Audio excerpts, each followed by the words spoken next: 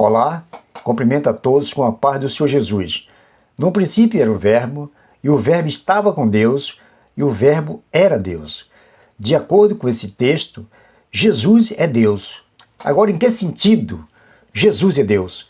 Para compreender exatamente o assunto, é necessário compreender o que significa a palavra Deus. A palavra Deus não é o nome próprio de alguém, mas é um termo que significa aquele que está acima de tudo, que deve ser adorado, venerado. Ele é divino e tem todo o poder. Isso é que significa o termo Deus. Então o nome de Deus é Jeová Deus. E o nome de Jesus é Jesus, o Salvador. Então nem Jeová é Jesus, nem Jesus é Jeová, mas os dois é Deus.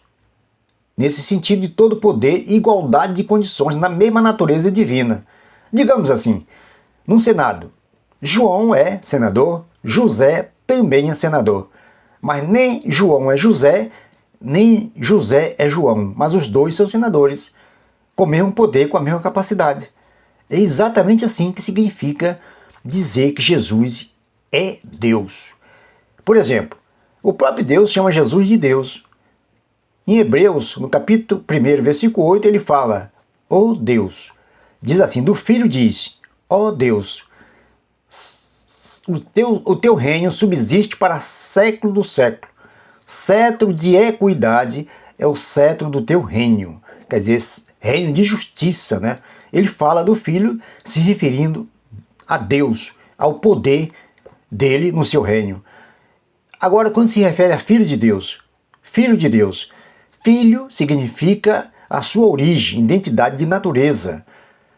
Significa dizer que ele veio de Deus. O próprio judeu entendia isso.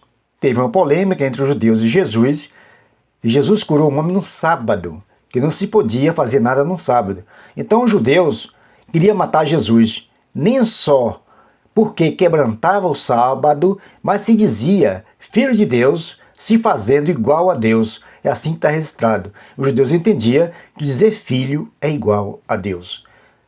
Então, quando diz Deus amou o mundo de tal maneira que deu seu Filho unigênito para todo aquele que nele crê, não pereça, mas tenha vida eterna, significa dizer que a palavra unigênito não é apenas filho único, mas é o único do gênero.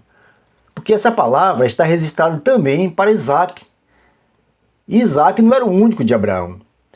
Isaac, Ismael e mais 6 filhos com Quetura Abraão teve, e Isaac era tido em Hebreus 11:17 como unigênito do pai. Então a palavra unigênito não significa apenas filho único, mas significa o único do gênero com a mesma natureza divina. É exatamente isso que significa. O primogênito, por exemplo, primogênito é sempre o primeiro filho. Mas na Bíblia Sagrada, primogênito não é apenas só o primeiro filho.